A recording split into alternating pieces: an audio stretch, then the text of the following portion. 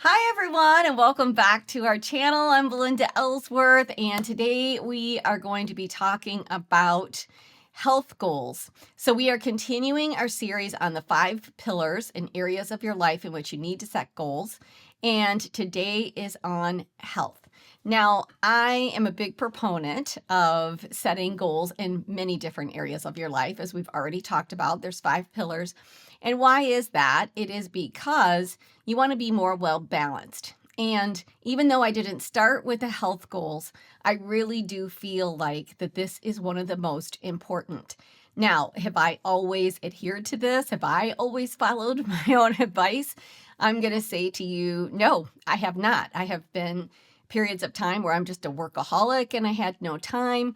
And then one of the things, and that was an excuse, because when I actually did have the time after the pandemic, I actually did less than I was doing before, and I actually gained even more weight and was way more unhealthy than I had been when I was working 14, 16-hour days. So neither one of those situations was healthy, but it also taught me something about myself that just because I had more time didn't mean I was really going to do it. And that's why I really do believe it's an important area of your life to set some goals, what your aspirations are, changing your lifestyle. Things can't be just about a diet. It needs to be about a complete health, style, lifestyle change. And I can say to you, I'm not going to tell my story today. I'm just going to talk about setting health goals today. But starting next Friday, I am going to talk about my health journey because over the last 16 months, I have lost 70 pounds. It wasn't easy, and I'm going to go into some great detail on exactly how I did it. But today, we are going to focus on setting goals for your health. Now, why do I feel like this is one of the most important? Because if you aren't healthy, for whatever reason of what happens to you, either it is you are starting to not be able to function in a way, you're starting to have health concerns, getting on medications, like whatever that case may be. But if you aren't feeling well, if you are not your best, if you get injured, you are not going to be able to show up in all the other areas of your life. So, work related, your personal relationships, if you don't feel good, your personal relationships aren't going to be as good as they could be because you're just not feeling well. And so that's what we're going to dive into today, is talking about how to set health goals and maybe get you started on a journey. Maybe you've kind of started on the journey, but you really need to take it up a notch this year. But I would encourage you, no matter where you are in your health journey, I would encourage you to set some goals for where you would like to see yourself in 2026. And I can say to you this, that if you are young, like in your 20s or 30s or 40s, you're probably thinking to yourself, I don't need to worry about this right now. And I can tell you that as you age, it is going to become more difficult and harder. And I think it's important to establish a lifestyle that you want to grow with over the years so that you don't face great challenges as you age, that you can grow stronger and have and live longer and be healthier and enjoy your life better. And trust me, when you're in your 20s, 30s, and even moving into your 40s, a lot of you just aren't thinking about it. You think you have a ton of time and you think that it doesn't matter. But if you could establish some goals, even for yourself, no matter what age you are, it is going to make an impact on your life, not only short term, but it is going to impact your life long term. And that's what we're really looking for. I believe that's what we're looking for. I know for myself, being in my 60s, that I am now looking at not just what I do and how I want to show up today. For sure, that is why I lost all of the weight. That is why I've gotten fit. That is why I'm still continuing to work on that. But I looked at, my mom and some of my other friends and colleagues that are now in their 80s, and they're struggling. They're struggling with balance. They are struggling with stamina. They're struggling with strength. And I look at that and think, I do not want, that's not what I want to be when I'm 80. And so it took a while for me to get a hold of it. And I'm not going to say that I was never health conscious or that I never worked out, because I did, but I was not consistent with it. And I went through, depending on what my work schedule was, I didn't prioritize it. And so then I would have big chunks of time where I absolutely honestly did nothing. Then I'd get back on it again.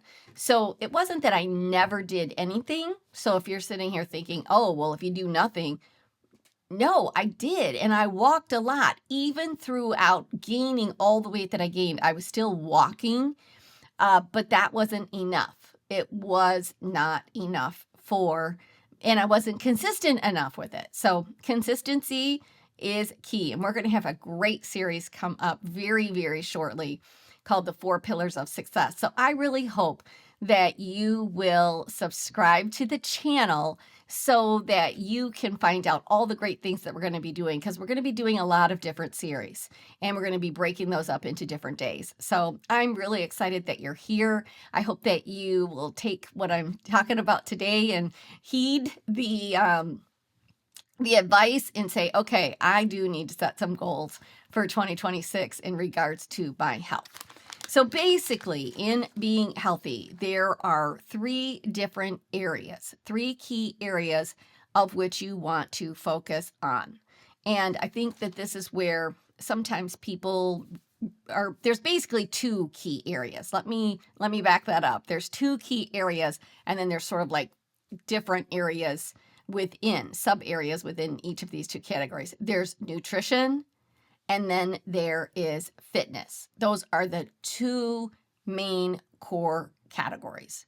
So there's nutrition, and then there's fitness. And these are the 2 key components. So we're going to talk a little bit about nutrition first, and what kind of goals can you set in regards to nutrition.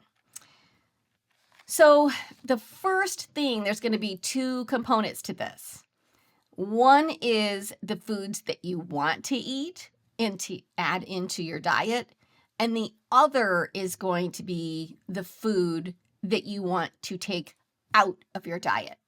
Now, when you stop and look at it like this, it is going to be so much easier for you. I know for me, in my journey, I decided that I can't focus on everything at once, because that's me. I'm an all or nothing girl. I'm going to go in, I'm going to do all my goals, I'm going to set them, and we're going to achieve them. And yet with my weight, it was not happening. I would do okay for about 3 weeks and then it wouldn't work. And that's because I was trying to do everything at one time. So when I got really serious about this, my first 90 days was, this is the line in the sand. These are the things that are going to be non-negotiable and that I am removing from my diet, period. And for me, and everybody's different, but I know that these are some key things that you probably want to start to eliminate. Now, I was a line in the sand, and it was going to be none. For 90 days, it was going to be non-negotiable. You might say, for starting out, I'm going to limit these things. But for me, number 1 was any fast food. So I was not going to eat fast food. I was not going to number 2 was snacks. So no snacks, no chips. And that's my Achilles heel, I will tell you. But it was no chips, no crackers, no snacks in the evening. Like, I was not going to eat. After dinner was over, that was going to be it. If I needed a little snack, then it was going to be either an apple, or it was going to be some vegetables, or that's what I was going to do. But no snacks, no fast food. Number 3, and this was a big one, was no sugar. And there's sugar in almost everything. So I was trying, obviously, to eat lower carbs that I knew could convert to a high sugar content. But for me, the no sugar just meant no cookies, no cakes, no ice cream, no dessert. Like, that is how I defined that. So that became an easier thing for me. And then number 4, and that was no alcohol. And I would say to you that I was in that 90 days. I didn't have any fast food. I had I was 95% successful with the snacks. And I was 100% successful with no desserts. I didn't have any desserts. And I was about 95% successful with no alcohol. So I think I had in that 90 days, maybe one or two drinks. And for me, that was like, okay, because I probably had probably 3, 4 drinks a week. Like I wasn't drinking every day. Mostly I had already sort of made it just on the weekends. And so it would just be like, Friday, Saturday, maybe Friday, Saturday, Sunday. That is where I'd already had sort of evolved into as I was leading up to this is the date I'm starting. But I went about 95% alcohol free. And I would say today I am still at about 95 to 98% alcohol free. And maybe this year for me, it is like, just go all the way. Like what is the hang up here? So, because I feel so much better, seriously. So those were my non-negotiables for me. And so then after that 90 days was up and I'm adding in healthy foods, but then I started really focusing on eating healthier. And I'm going to talk more about that next week and in the next 2 weeks. But I didn't want to do it all at once. So removing those things from my diet was actually, if I could get into that habit and create a new habit, that was really good just to start with. And then, so that's the two different sides of nutrition is what you're going to eat and what you're not going to eat. And you should get really clear on those things. So for you, pick some of your non-negotiables. I never ate a lot of fried foods anyway, but fried foods are not good. Things that are, like French fries that are used in oil that is reused again and again, that's really bad for you. So like I started to learn things too. I started to watch YouTube videos and did a deep dive into what's healthy and what isn't. So, and then adding in more whole foods and protein. So that's number one as far as nutrition is what are you going to remove from your diet? And then number two is adding. So whole foods, fibers, greens. A good rule is half your plate should be vegetables. So if you can just even start to pay more attention to that, I started having, more salad and filling out my plate with more vegetables and then protein. I like to follow a lean and green. So what is a lean protein that I'm going to eat and what is the greens that I'm going to eat? So that just is a friendly reminder to me, lean and green. If I think that way, then I can look at what I'm having for dinner and it makes more sense. Protein could be eggs. They can be chicken, fish, beans. If you're a non-meat eater, it can be tofu. There's lots of other things that you can get. I ate a lot of chicken, a lot of fish, an occasional steak, an occasional pork chop because I like them. So I didn't eliminate those totally, but I ate more chicken and fish than I did steak and pork. So I only had those as like a kind of a treat here and there. So that's how I did it. And I had eggs every morning. I did switch to a mixture of eggs and egg whites because I felt like I was having too many eggs. My cholesterol initially went way down and then it sort of started to spike back up. And I thought maybe that was because of how many eggs I was eating. So then I went to a combo of eggs and egg whites and it's actually come down again. So for me, some people say it doesn't affect it, but for me, it did and it does and it has in the past. So that's what I did with that. Choose whole carbs instead, like potatoes, fruits, rice. So there are carbs that are okay to eat. And there's also, I started following a lot of different people online with glucose. And so, like, when you eat, never eat a carb alone. Like, that's a hack. That's from the Glucose Goddess, who I started following and really enjoyed listening to her, and like little hacks that you can just start to think about. So, never eat a carb alone. So, always eat it with a protein and what order you eat your food in. So, I kind of learned that. So, if I was going to have a carb, I ate my carb after I ate my protein. So, there's just little tricks that you can do that are going to be good for you. Limit processed foods, which I've already talked about, which is fast food, fried foods, sugar, dessert, alcohol, sugary drinks. You know, another rule of life is never drink your calories. I was already pretty good about that anyway. So, not a lot of alcohol is drinking your calories. That's probably the one that I still did, but not a lot of fruit juices, like rarely ever, if ever. And I drink a lot of water, and I drink a lot of soda water. So if I need that fizz or whatever that came from soda, I kind of gave up soda about 3 years ago, where I just don't even have diet soda. So, and I've replaced that with sparkling water, and it's been great. And so I don't even actually, even when I occasionally might have a glass, I'm like, it tastes terrible. And so that's been a good, healthy choice to make. All right, so these are some things that you want to think about. As I talk about my journey, we will get into more about how to make it easy for you, like food prep, meal prep. That is a big deal. And I sort of started doing that in my second 90 days. Okay, now I need some healthy foods. How can I make it easier for me? And I'm going to share some of those tips with you as well, because this is going to be sort of Fridays, is going to be our health journey together. And so I'll be talking about what I did and what worked, and then I'll be sharing some other ideas with you. We'll talk about even some recipes.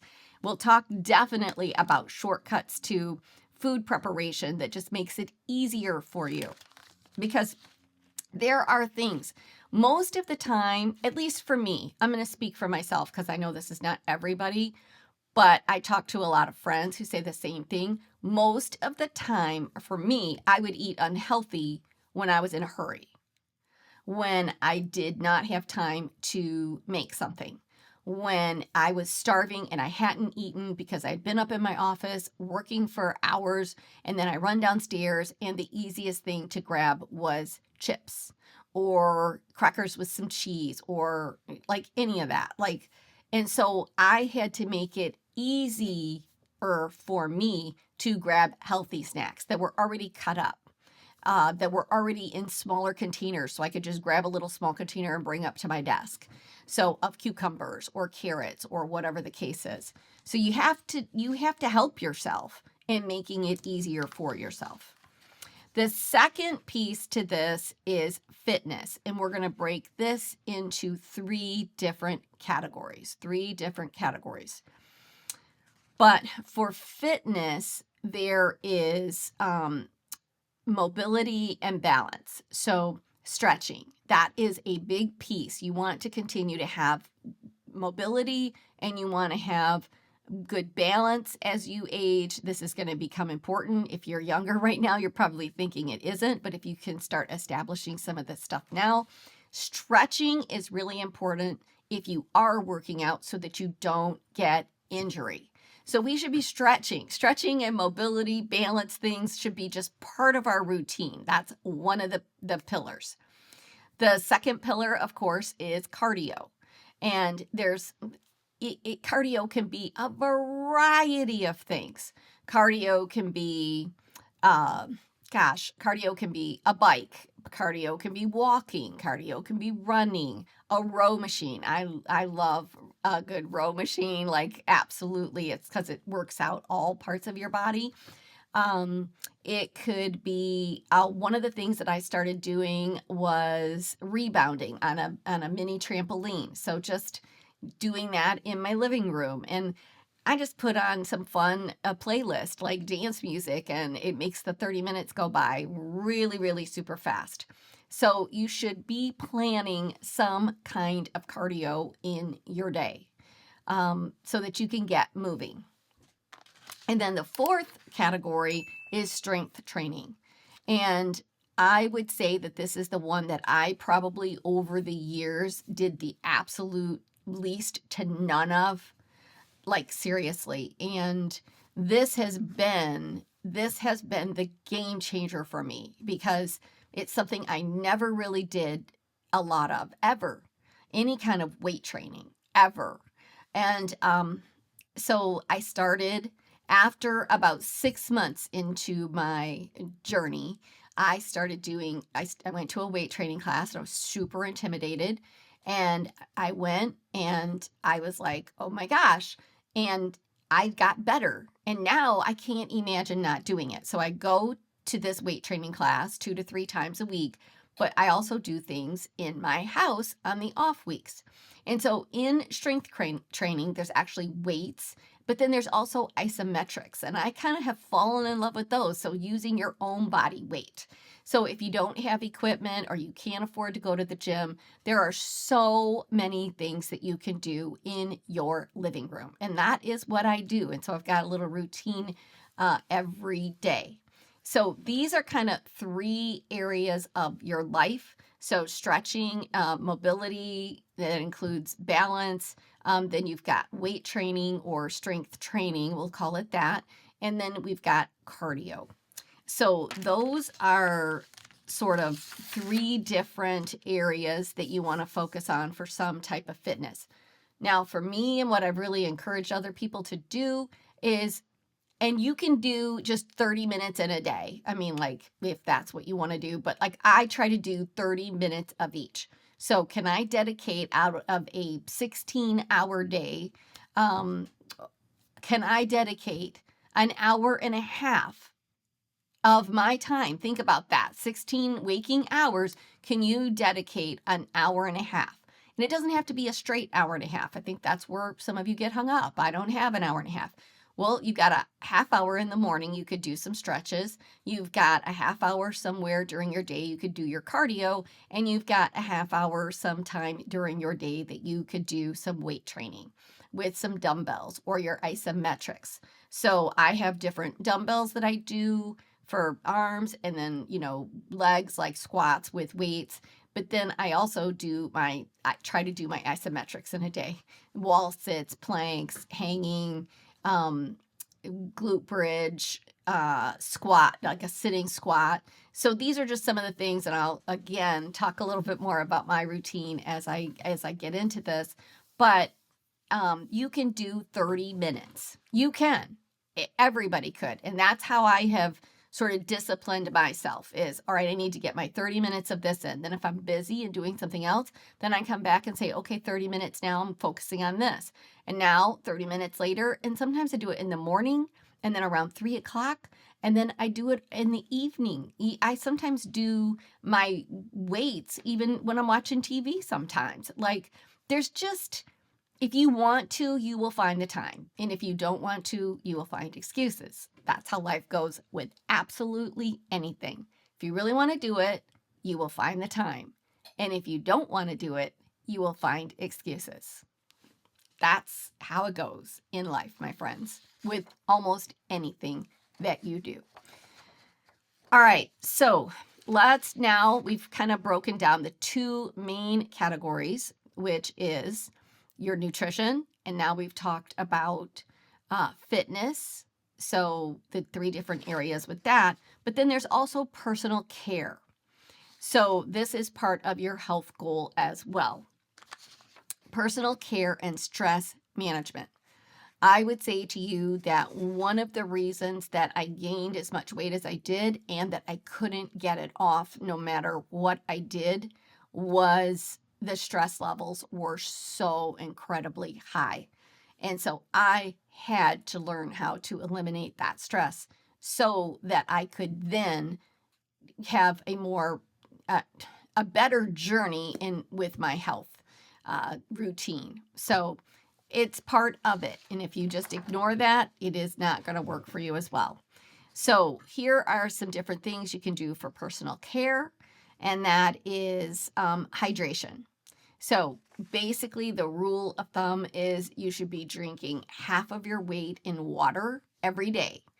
And that can be hard, but you have to figure out ways to do it. So for me, it was having, I wanted to drink like 90 ounces of water, and I used this bottle right here. I refill this up. So I like this bottle because even when I walk, for me, I've got really tiny, small hands. So this is an easy one for me to hang on to. It's why I like it. It's 33 ounces.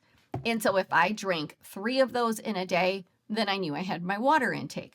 So I'd fill it up first thing in the morning, and I would try to have one before noon. Then I would try to have one between noon and 3, and then I would try to have one between 3 and 6. So if I measured myself that way and paced myself that way, I would get it in. And if I didn't, then it was going to be tough.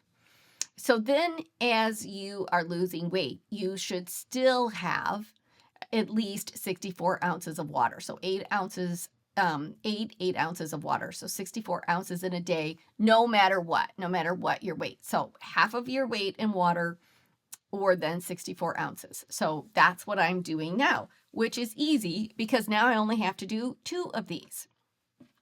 And so I do 1 in the sort of morning hours, and then usually 1 is always done during my cardio workout. Like when I do my cardio workout, I almost always go through an entire 1 of these, and then the other one is just throughout the day. So it's pretty easy to get that in. It truly is. And you need to make that a priority. So you want to make sure that you hydrate.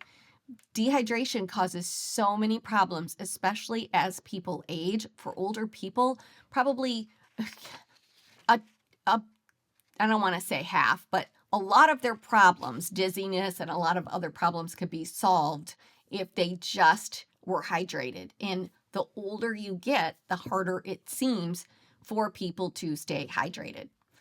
I don't completely understand why, but it is. And I've noticed this with a lot of people that as they age, that becomes the harder thing for them to do, and they start having more problems because of it. Carry a water bottle, set reminders, whatever thing. This is the thing I think people don't understand, but whatever is easy for you. I just told you what was easy for me. But other people go, oh no, I've got my water bottle, or I've got a measured container and I like to pour it into a glass. So I fill my jug up every day and then I pour it into a glass. I don't care. Like, that's the whole point of all of this. You have to find the thing that is going to work for you. But making an excuse of, I don't like water. That's what I hear a lot of people, like my mom is a good example. Well, I don't like water. I don't like the way it tastes. Well, it doesn't taste like anything. So I always have to chuckle about that. However, then make it taste like something. There are drops that you can get that flavor things that aren't, there's some that are super unhealthy, but there's some that aren't bad for you. But that is better than not drinking it at all. So if you have to add something that is going to make it easier for you to drink, lemon or whatever it is, then do what you got to do. But you should be drinking some water. All right, the next one is sleep. And this is ignored so much. I think we think, oh, it doesn't matter. Like when I'm younger, I don't need to get as much sleep, or I've got so much to do. But a good, healthy night of sleep will make all of the difference. So that was one thing that when I was working like crazy, I always made sure that I got 8 hours of sleep. Now, as I've gotten older, that has become a little bit harder. And so you have to focus more on what are things I can do to make sure that I'm falling asleep, that my room is nice and cool and dark. Like, there are things that you can do that are going to help you get better sleep. And so I would encourage you, we'll talk more about those things, but getting a good night's sleep, like 7 to 8 hours of sleep, is going to be imperative for your overall health journey. So that's in the personal care category. And then the next one is going to be doing things that you enjoy. This helps relieve stress. So what are some things you can do to relieve stress? Well, you can do meditation. You can write in a gratitude journal. You can do different hobbies. So for me, I enjoy playing some computer games. And so I fell into a trap of probably doing that way too much when I was just not motivated. But I still like doing that. I still like keeping my mind alert. I like it relieves stress for me for sure, is playing different computer games. But I also like, reading. I like doing puzzles. I probably don't do them enough. So I make myself like, oh, this is going to help me to relax. Get a meditation app. That is a great way. Do some breath work. That will help relieve stress. That is one thing I have leaned into, is doing breath work, so that if I did feel like anxiety coming on, I learned how to breathe through that and be able to take care of that a little bit better. And then that also helped me out in other areas with my health journey as well. So another piece to this, which we're not going to get into today, but is supplements. I will be talking about some of that in my journey and some of the things that I discovered, especially what made me say, okay, rubber has met the road. And if I didn't take this serious before, I have to take this serious now. So I'm going to start with that story next Friday, so that I think you're going to enjoy that a lot. But these are just some tips to help you set some goals that are going to be more realistic for you. When I first started with this, I can tell you that I had gotten into a really horrible pattern of sitting too much. Now, I would usually go for a walk. I tried to walk about 4 times a week, 3 to 4 times a week, and I was walking about 5 miles. So it would take me just under 2 hours to get those 5 miles in. By the time I drove there, walked, got home. So that's encompassing all of it, not just the walking piece of it. So that whole thing would take me about 2 hours. And so I thought, oh, I'm doing a good job. And so one of the big game changers for me was I realized, no, I'm sitting the rest of the day and not doing a lot. And so listening to a couple of these different doctors and different people online, it's about moving. It's about mobility. It is about getting up and keeping things moving. And so I started setting a timer for every 50 minutes to walk, to move for 10. So whether that was cleaning my house, whether it was walking, whether it was doing anything, just moving, walking. Sometimes I just literally walked up my stairs. I have 2 staircases in my house. So I'd walk up one set of stairs and down the other set of stairs. And I might do that 3, 4, 5 times in that 10 minutes before I would sit down and do work or whatever I was doing. So that became sort of the standard for me, is to not sit more than 50 minutes ever. And that was very helpful because it broke bad habits. Sometimes we get into bad habits of just sitting at our desk or sitting in a chair watching TV, and you might watch it for 3 hours in an evening.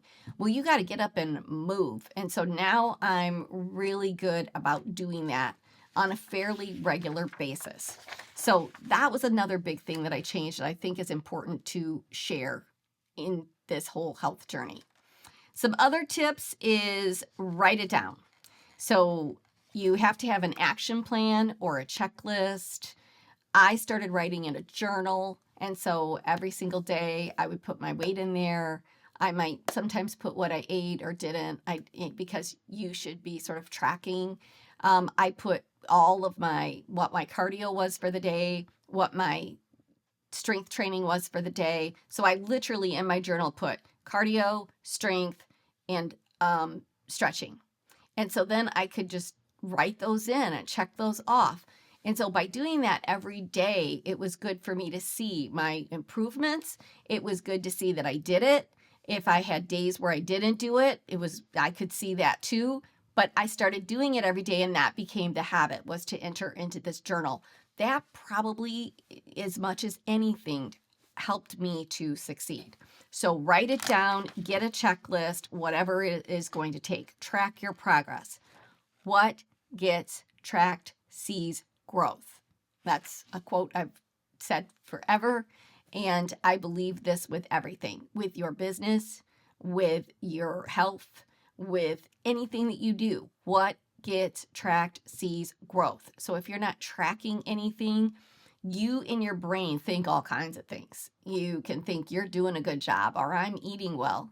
I know when I was really trying to lose the weight, I told one of my friends who's a health coach, and I said, my gosh, I'm doing everything. I'm eating healthy. I'm doing this. And she said, well, what are you eating? I said, I don't know. She said, are you writing it down?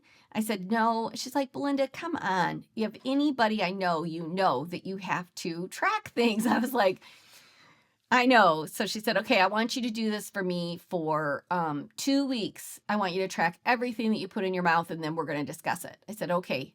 Well, I didn't even need to do that with her, because once I started writing it down, you can think you're eating healthy, but as soon as you start writing it down and you're tracking your calorie intake or actually what you're putting in your mouth, you realize, yeah, this is not healthy. This is not good. And this is where the problem is.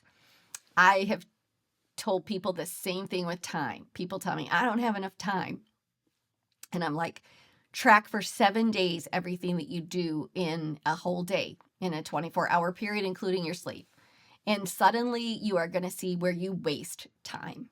And people are blown away by this. They're like, oh my gosh, I didn't realize how much time I wasted on this. And so then you can start to find ways to restructure your time, and you can find pockets of time, and you can eliminate things that are not serving you well.